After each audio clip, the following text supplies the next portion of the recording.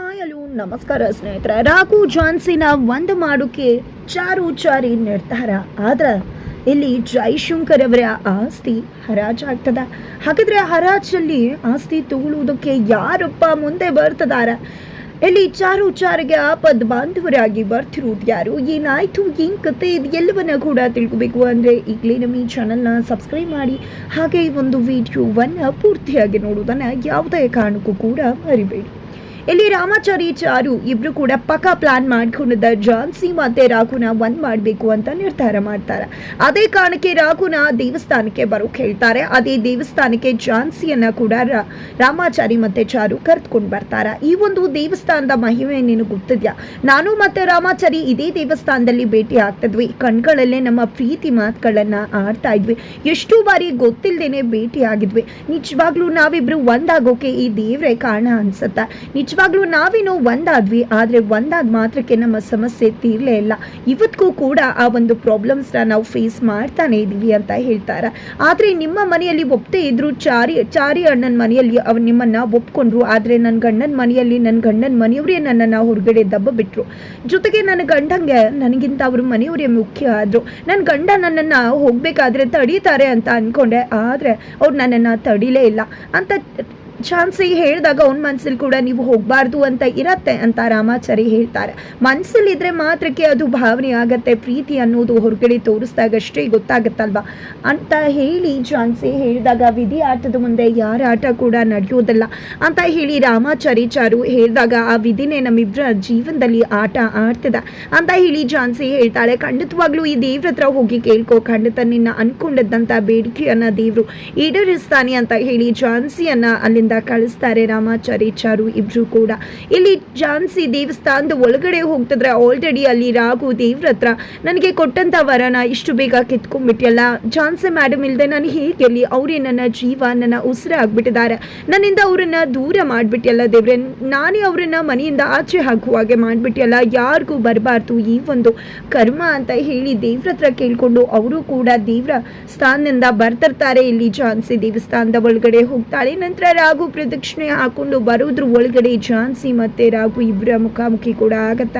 ಅಲ್ಲಿ ಝಾನ್ಸಿ ಕೂಡ ದೇವ್ರ ಬಳಿ ನನ್ನ ಗಂಡನ ನನ್ನಿಂದ ದೂರ ಮಾಡಬೇಡ ಭಗವಂತ, ನಿಜವಾಗ್ಲೂ ನನ್ನ ಗಂಡನಿಗೋಸ್ಕರನೇ ನಾನು ಇವತ್ತಿರುವುದು, ಅವ್ರ ಮನೆಯವ್ರಿಗೋಸ್ಕರ ನನ್ನ ಗಂಡ ನನ್ನನ್ನು ದೂರ ಮಾಡಿದ್ದಾರೆ, ನನ್ನ ಗಂಡನ ಯಾವುದೇ ಕಾರಣಕ್ಕೂ ದೂರ ಮಾಡಬೇಡ, ನಮ್ಮಿಬ್ಬರನ್ನ ಒಂದು ಮಾಡಿದ್ದೆ ನೀನು, ಅಂದಮೇಲೆ ಈಗ ನೀನೇ ನಮ್ಮಿಬ್ಬರನ್ನ ದೂರ ಮಾಡ್ತೀಯಾ ಅಂತ ಹೇಳಿ ಅವರು ಕೂಡ ದೇವ್ರ ಹತ್ರ ಪ್ರಾರ್ಥನೆ ಮಾಡಿ ಬಂದಿರ್ತಾರೆ. ಈ ಕಡೆ ಚಾರಿಯಲ್ಲಿ ಝಾನ್ಸಿ ಮತ್ತೆ ರಾಘು ನಡುವೆ ಏನೆಲ್ಲ ನಡಿಬಹುದು ಅನ್ನೋದನ್ನ ಊಹಿಸ್ಕೊಂಡಿದ್ದೆ. ಇಬ್ರು ಕೂಡ ಅದೇ ರೀತಿಯಾಗಿ ಬಿಹೇವ್ ಮಾಡ್ತಿರ್ತಾರೆ. ಇಲ್ಲಿ ರಾಮಾಚಾರಿ ರಾಘು ಆಗಿ, ಝಾನ್ಸಿ ಆಗಿ ಚಾರು ಇಬ್ರು ಕೂಡ ಆ್ಯಕ್ಟ್ ಮಾಡ್ತಾರೆ.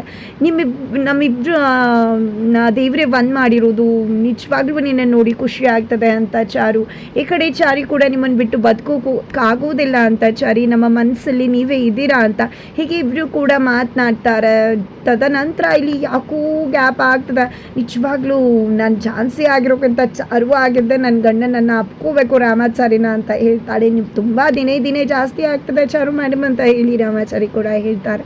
ನಂತರ ಒಳಗಡೆ ಏನಾಯ್ತು, ನಾವು ಅನ್ಕೊಂಡಾಗೆ ಆಯ್ತಾ ಬನ್ನಿ ನೋಡೋಣ ಅಂತ ಹೇಳಿ ಅವರಿಬ್ರು ಕೂಡ ಹೋಗ್ತಾರೆ. ಅದರ ನಡುವೆ ಝಾನ್ಸಿ ಮತ್ತೆ ರಾಘು ಮುಖಾಮುಖಿ ಆಗಿದೆ. ಇಬ್ರು ನೋಡ್ತಿದ್ದಾಗೆ ಇಬ್ರಿಗೂ ಅಚ್ಚುಡಿ ಆಗತ್ತೆ, ಏನಪ್ಪ ನಾವಿಬ್ರು ಇಲ್ಲೇ ಮುಖಾಮುಖಿ ಆಗ್ಬಿಟ್ವಾ ಅಂತ. ಬಿಕಾಸ್ ಈಗ ತಾನೇ ರಾಘು ಝಾನ್ಸಿ ಮೇಡಮ್ ಅವ್ರ ಹತ್ರ ಹೇಗೆ ಹೋಗಿ ಡಿವೋರ್ಸ್ ಪೇಪರ್ಗೆ ಸೈನ್ ಕೇಳಲಿ, ನಿಜವಾಗ್ಲೂ ಆಗ್ತದೆ, ಏನು ಮಾಡ್ತಾರವರು, ನಾನೇನೋ ಕೇಳ್ಬಿಡ್ತೀನಿ ನನ್ನ ಮನೆಯವ್ರಿಗೋಸ್ಕರ, ಬಟ್ ಅವ್ರಿಗೆಷ್ಟು ಶಾಕ್ ಆಗಬೇಡ ಅಂತ ಯೋಚನೆ ಮಾಡ್ತಿರ್ತಾರೆ. ಈಗ ಕಣ್ಮುಂದೆನೇ ಬಂದಿರೋ ಝಾನ್ಸಿ ಮುಂದೆ ಡಿವೋರ್ಸ್ ಪೇಪರ್ಗೆ ಸೈನ್ ಕೇಳಬೇಕಾಗ್ತಾರೆ. ರಾಘು ಇತ್ತ ಕಡೆ ನೀನಂತೂ ಸೂಪರ್ಬ್ ಅನಿತಾ, ಎಷ್ಟು ಚೆನ್ನಾಗಿ ಡಿವೋರ್ಸ್ ಪೇಪರ್ನ ಕಳಿಸಿ ರಾಘುನ ಕಟ್ ಹಾಕ್ಬಿಟ್ಟ. ನಿಜವಾಗ್ಲೂ ಆ ಝಾನ್ಸಿ ಅಂತೂ ಇಲ್ಲ ಅಂದರೆ ಅವಳನ್ನ ಅಳ್ಳಾಡ್ಸೋಕೆ ನಾವು ಆಗ್ತಿರ್ಲಿಲ್ಲ, ಮನೆಯಿಂದ ಕಳ್ಸೋಕ್ಕಂತೂ ಸಾಧ್ಯನೇ ಆಗ್ತಿರ್ಲಿಲ್ಲ. ಒಳ್ಳೆ ಪ್ಲಾನೇ ಮಾಡಿದ್ಯಾ ನೀನು ಅಂತ ಹೇಳ್ತಿದ್ದಾರೆ. ಈ ಕಡೆ ಹಾಡಿ ಹೊಗಳುತ್ತಿದ್ದಾರೆ. ಈ ಕಡೆ ಅನಿತಾ ಅಂತೂ ತನ್ನ ಬಗ್ಗೆ ತಾನೇ ಶುಭಾಶ್ವಿರಿ ಕೊಟ್ಕೋತಿದ್ದಾಳೆ ಅಂತ ಸಾಕಷ್ಟು ಐಡಿಯಾಸ್ಗಳು ನನ್ನ ಹತ್ರ ಇದೆ, ಇದು ವರ್ಕ್ ಆಗಿಲ್ಲ ಅಂದರೆ ಇನ್ನೊಂದು ಅಂತೆಲ್ಲ ಹೇಳ್ತಿದ್ದಾಳೆ, ಬಿಲ್ಡಪ್ ತಗೋತಿದ್ದಾಳೆ.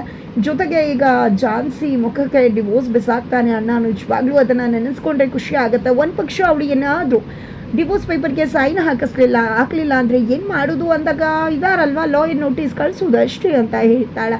ಇದನ್ನ ಮೊದಲೇ ಮಾಡಬಹುದಿತ್ತಲ್ವಾ ಅಂತ ಹೇಳಿ ರಾಘು ಮನೆಯವರು ಹೇಳಿದಾಗ ಇಲ್ಲಿ ಝಾನ್ಸಿ ರಾಘುನ ತುಂಬಾ ಪ್ರೀತಿ ಮಾಡ್ತಿದ್ದಾಳೆ, ಪೂಜಿಸ್ತಿದ್ದಾಳೆ ಅಂತ ರಾಘುನೇ ಹೋಗಿ ಅವಳ ಹತ್ರ ಡಿವೋರ್ಸ್ ಕೇಳಿದ್ರೆ ಅವಳಿಗೆ ಆಘಾತ ಆಗತ್ತೆ, ಕುಸ್ತು ಹೋಗ್ಬಿಡ್ತಾಳೆ, ಸಂಕಟ ಪಡ್ತಾಳೆ. ಅದೇ ಒಂಥರ ಮಜಾ. ಅದಕ್ಕೋಸ್ಕರನೇ ರಾಘುಗೆ ಝಾನ್ಸಿ ಹತ್ರ ಅವರೇ ಹೋಗಿ ಸೈನ್ ತಗೊಂಡ್ ಬನ್ನಿ ಅಂತ ಹೇಳಿದ್ದು ಅಂತ ಕೂಡ ಹೇಳ್ತಾರೆ. ನೀನಂತೂ ಸೂಪರ್ ವನಿತಾ ಅಂತ ಹೇಳಿ ಹೊಗ್ಲತ್ತಿದ್ದಾರೆ. ಅವಳಿಗೆ ಹಾಗೆ ಆಗಬೇಕು, ಅವಳು ಚಾಪೆ ಕೆಳಗಡೆ ನುಗ್ಗಿದ್ರೆ ನಾವು ರಂಗೋಲಿ ಕೆಳಗಡೆನೆ ನುಗ್ಗಬೇಕು ಅಂತ ಹೇಳಿ ಪಲ್ಲವಿ ಕೂಡ ಹೇಳ್ತಾಳೆ. ತದನಂತರ ಮೇಡಮ್ ನಿಮ್ಮನ್ನೇ ನೋಡಬೇಕು ಅಂತ ಅಂದ್ಕೊಂಡಿದ್ದೆ ನಾನು, ನಿಮ್ಮ ಮನೆಗೆ ಬರೋನಿದ್ದೆ ಅಂತ ಹೇಳಿದಾಗ ನಿಜವಾಗ್ಲೂ ರಾಘು ನಿಜವಾಗ್ಲೂ ನಿನ್ನ ಮನೆಗೆ ಬರ್ತಿದ್ಯಾ, ಎಷ್ಟು ಖುಷಿ ಆಗ್ತದೆ ಗೊತ್ತಾ ಅಂತ ಹೇಳಿದಾಗ ಯಾಕೆ ರಾಘು ಅಂದಾಗ ನೀವು ಈ ಡಿವೋರ್ಸ್ ಪೇಪರ್ಗೆ ಸೈನ್ ಹಾಕಬೇಕು ಅದಕ್ಕೋಸ್ಕರ ಅಂತ ರಾಘು ಹೇಳ್ತಿದ್ದಾಗ ಇಲ್ಲಿ ಝಾನ್ಸಿ ಕುಸ್ತು ಹೋಗ್ಬಿಡ್ತಾಳೆ. ಏನು ಮಾತಾಡ್ತಿದ್ಯಾ ರಾಘು, ಈ ಡಿವೋರ್ಸ್ ಪೇಪರ್ಗೆ ಸೈನ್ ಹಾಕಬೇಕಾ, ಇಷ್ಟೇನಾ ನಮ್ಮಿಬ್ಬರ ಸಂಬಂಧ, ಇಷ್ಟು ಬೇಗ ಮನಸ್ಸಿಂದ ದೂರ ಮಾಡಿಬಿಟ್ಯಾ ರಾಘು ಅಂದಾಗ ಯಾರು ಹೇಳೋದು ಮೇಡಮ್ ನಿಮ್ಮ ಮನಸ್ಸಲ್ಲಿಲ್ಲ ಅಂತ, ಮನಸ್ಸು ತುಂಬ ನೀವೇ ತುಂಬಿಕೊಂಡಿದ್ರ, ಆ ಮನಸ್ಸಲ್ಲಿ ನೀವಿಲ್ಲ ಅಂದರೆ ಖಂಡಿತ ತಪ್ಪಾಗ್ಬಿಡತ್ತಾ ಅಂತ ಹೇಳ್ತಿದ್ರೆ ಮನಸ್ಸು ತುಂಬ ಇದ್ದೀನಿ, ಆದರೆ ಜೀವನಕ್ಕೆ ಬೇಡ ಅಲ್ವಾ ರಾಘು, ಆದರೆ ಮನಸ್ಸಲ್ಲಿ ಏನಾಗಿದೆ ಗೊತ್ತಾ, ನನ್ನ ಮನಸ್ಸಲ್ಲಿ ಬರೀ ನೀನು ಮಾತ್ರ ಇದೆಯಾ, ಆದರೆ ನಿನ್ನ ಮನಸ್ಸಲ್ಲಿ ನಿನ್ನ ಮನೆಯವರು ಕೂಡ ಇದ್ದಾರೆ, ಅದರಿಂದಾನೇ ಅಲ್ವಾ ಇಷ್ಟೆಲ್ಲ ಆಗ್ತಿರೋದು ಅಂತ ಹೇಳಿ ಝಾನ್ಸಿ ಹೇಳ್ತಿದ್ದಾಗ ಈ ಕಡೆ ರಾಘುಗೆ ಏನು ಹೇಳಬೇಕು ಗೊತ್ತಾಗ್ತಿಲ್ಲ. ನನಗೆ ಅರ್ಥ ಆಗುತ್ತೆ ಮೇಡಮ್ ನಿಮ್ಗೆ ಎಷ್ಟು ಸಂಕಟ ಆಗುತ್ತೆ ಅಂತ, ಅದಕ್ಕಿಂತ ಜಾಸ್ತಿ ಸಂಕಟ ನನಗಾಗ್ತದೆ, ಬಟ್ ನಿಮ್ಗೆ ಏನು ಮಾಡಲಿ ಅಂತಲೇ ಗೊತ್ತಾಗ್ತಿಲ್ಲ, ನನಗೆ ಇದನ್ನು ಬಿಟ್ಟು ಬೇರೆ ಏನೂ ಕೂಡ ತೋಚುತ್ತಿಲ್ಲ ಅಂತ ಹೇಳಿ ಇಲ್ಲಿ ರಾಘು ಮಾತನಾಡ್ತಾರೆ.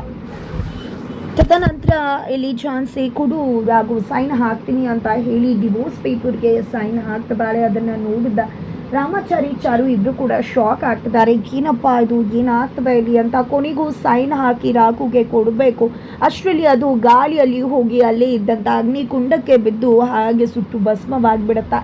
ಅಲ್ಲಿಗೆ ರಾಮಾಚಾರಿ ಚಾರು ಬರ್ತಾರೆ. ನೀವು ಅಂದ್ಕೊಂಡಾಗಲ್ಲ, ವಿಧಿ ಆಟನೇ ಬೇರೆ ಇರುತ್ತೆ, ಆ ದೇವ್ರೇ ನಿಮ್ಮನ್ನು ಬಂದ್ ಮಾಡಿದ್ದಾನೆ ಅಂದಮೇಲೆ ಯಾರೂ ಕೂಡ ನಿಮ್ಮನ್ನು ದೂರ ಮಾಡೋಕ್ಕಾಗೋದಿಲ್ಲ.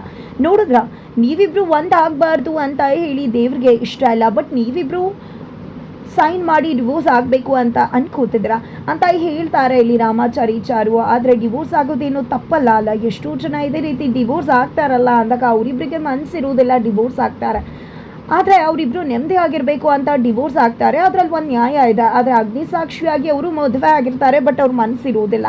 ಬಟ್ ನೀವು ಅಗ್ನಿಸಾಕ್ಷಿಯಾಗಿ ಮದುವೆ ಆಗಿದ್ದೀರಾ ಬಟ್ ನಿಮ್ಮಿಬ್ಬರಿಗೆ ಮನಸ್ಸಿದೆ, ಡಿವೋರ್ಸ್ ಆಗೋಕ್ಕೆ ಇಷ್ಟ ಇಲ್ಲ, ಅದಕ್ಕೋಸ್ಕರನೇ ದೇವರು ಈ ರೀತಿ ಮಾಡಿದ್ದು. ನಾನು ಹೇಳಿದ್ದೆ ಅಲ್ವಾ ಈ ದೇವರು ತುಂಬ ಶಕ್ತಿಶಾಲಿ ಅಂತ. ಇವಾಗ ನೋಡಿದ್ರ ಯಾವ ರೀತಿ ದೇವರು ನಿಮ್ಮಿಬ್ಬರ ನಡುವೆ ಸಂಬಂಧ ಉಳಿಬೇಕು ಅಂತ ಬಯಸಿ ಅದನ್ನು ಅಗ್ನಿಕೊಂಡಕ್ಕಾಗ್ತಾ ಅಂತ ರಾಮಾಚಾರಿ ಚಾರು ಇಬ್ಬರು ಕೂಡ ರಾಘು ಝಾನ್ಸಿ ಕಣ್ತರಿಸ್ತಾರೆ. ರಾಘು ಮನೆಗೆ ಬರಿಗೈಯಲ್ಲಿ ಹೋಗ್ತಾರೆ, ಝಾನ್ಸಿ ಕೈಲಿ ಸೈನ್ ಮಾಡಿಸ್ಕೊಂಡು ಬಂದ್ಯಾ ಅಂದಾಗ ಮನೆಯವ್ರಿಗೆ ತಿರುಗೇಟನ್ನ ಕೊಟ್ಟು ಇಲ್ಲ ಅಂತ ರಾಘು ಹೇಳ್ತಿದ್ದಾರೆ. ಇತ್ತ ಕಡೆ ಮುರಾರಿ ರಾಮಾಚಾರಿಗೆ ಕಾಲ್ ಮಾಡ್ತಾರೆ, ಇಲ್ಲಿ ಚಾರು ತಂದೆ ಆಸ್ತಿ ಹರಾಜಿಗೆ ಬಂದಿದೆ, ಯಾರೂ ಕೂಡ ಅವರ ಆಸ್ತಿನ ತೆಗೆದುಕೊಳ್ಳೋಕೆ ಮುಂದಾಗ್ತಿಲ್ಲ ಅಂತ ಹೇಳ್ತಿದ್ದಾರೆ. ಈ ಒಂದು ವಿಷಯ ಚಾರುಗೆ ಗೊತ್ತಾಗುತ್ತೆ, ಝಾನ್ಸಿ ಕೂಡ ಅಲ್ಲೇ ಇದ್ದಾಳೆ.